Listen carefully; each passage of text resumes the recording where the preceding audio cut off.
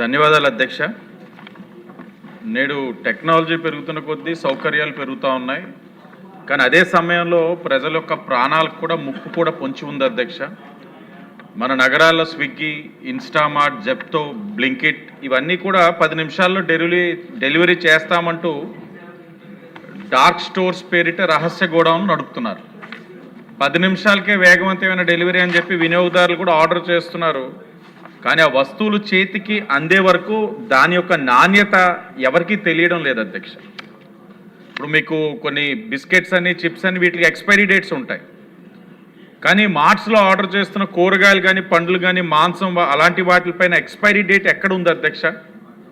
ఇవి ఎన్ని రోజులు నిల్వ ఉంచుతున్నారు? వాటిని తాజాగా ఉంచడానికి ఏమైనా కెమికల్ వాష్ చేస్తున్నారా?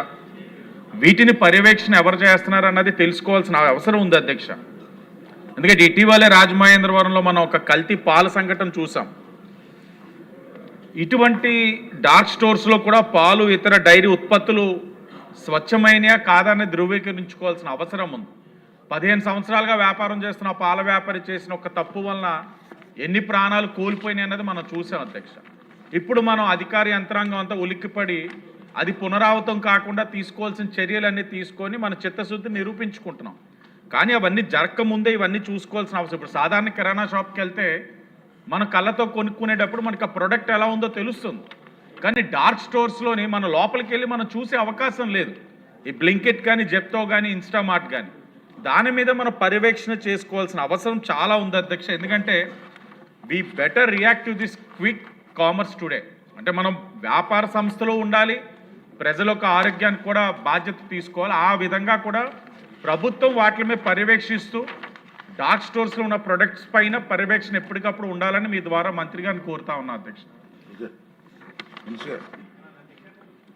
అధ్యక్ష, ఈ లార్జర్ ప్లాట్ఫామ్స్ ఏవైతే ఉన్నాయో, బ్లింకెట్ కానీ, స్విగ్గీ ఇట్లాంటి వాటికి చిన్న వేర్ హౌస్లోని ఏర్పాటు చేస్తారు. వాటినే డార్క్ స్టోర్లుగా చెప్పడం జరుగుతుంది అధ్యక్ష.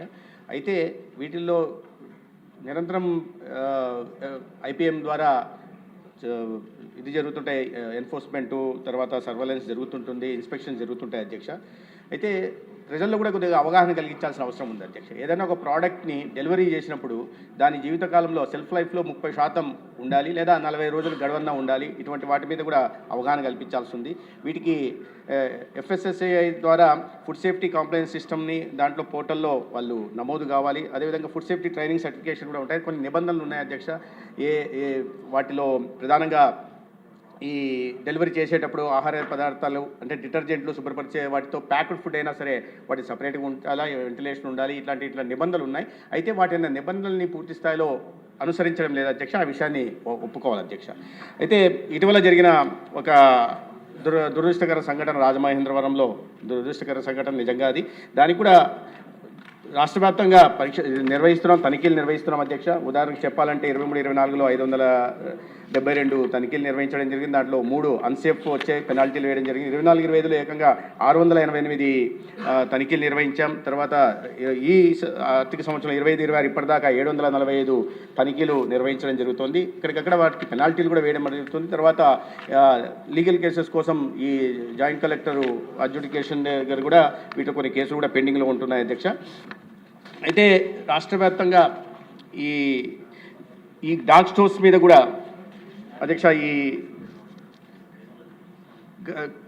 23-24 17 డార్క్ స్టోర్స్ మీద తనిఖీలు నిర్వహించడం జరిగింది. 24-25లో 27 తనిఖీలు నిర్వహించడం జరిగింది. 25-26లో కూడా 24 తనిఖీలు నిర్వహించడం జరిగింది అధ్యక్ష. తనిఖీలు నిర్వహిస్తున్నాం, ప్రజల ఆరోగ్య సంరక్షణ పట్ల దృష్టి పెడుతున్నాం. అయితే దీంట్లో ప్రధానంగా నేను గతంలో కూడా ఇదే సభలో చెప్పడం జరిగింది అధ్యక్ష. ఈ ఐపీఎం మీద, ఇన్స్టిట్యూట్ ఆఫ్ ప్రివెంటివ్ మెడిసిన్ మీద ప్రత్యేకం దృష్టి పెట్టకపోవడం వల్ల అది 2022లో బైఫర్కేషన్ అయిన తర్వాత దానికి తగిన ఇన్స్పెక్షన్లు చేయడానికి అవకాశం లేకుండా పోయింది అధ్యక్ష. ఎందుకంటే సిబ్బంది లేరు. 723 ఉండాల్సి వస్తే 144 మంది ఉన్నారు. ఇప్పుడే ఈ ప్రభుత్వం వచ్చిన తర్వాత అనుమతి తీసుకుని 150 సిబ్బంది నియామకాలు కూడా చేపడుతున్నాం అధ్యక్ష. ప్రధానంగా ఈ ఫుడ్ సేఫ్టీ దీని మీద తనిఖీ టెస్టింగ్ చేయడానికి ఫుడ్ సేఫ్టీ ల్యాబ్లు లేకుండా ఉన్నాయి, స్టేట్ ల్యాబొరేటరీస్ లేకుండా ఉన్నాయి. హైదరాబాద్ పంపాల్సి వచ్చేది. అయితే ఇప్పుడు కేంద్ర ప్రభుత్వ సహకారంతో విశాఖపట్నము, గుంటూరు, తిరుపతి, తిరుమల, అదేవిధంగా కర్నూలులో కూడా నోటిఫై చేయాల్సి ఉంది. ఈ 4 చోట్ల ఫుడ్ సేఫ్టీ ల్యాబ్లు, స్టేట్ ఫుడ్ ల్యాబొరేటరీస్ మొదలు పెడుతున్నాం అధ్యక్ష. ఎన్ఏబిల్ అక్రిడేషన్ వచ్చిన తర్వాత వాటి లీగల్ కేసెస్ దిశగా కూడా శాంపిల్స్ తీసుకొని వాటి మీద శాంపిల్ తీసుకోవడం ఉంటుంది. దాంట్లో అడల్టరేషన్ ఏమంటే గుర్తించడానికి అవకాశం ఉంటుంది. దానికి అనుగుణంగా ఈ అవకతవకలు పాల్పడిన వారి మీద కఠినమైన శిక్షలు తీసుకునే దిశగా కూడా ప్రయత్నాలు చేస్తున్నాం అధ్యక్ష. Okay. Next question, 1460, Nadan Manohar garu, Mr. గారు.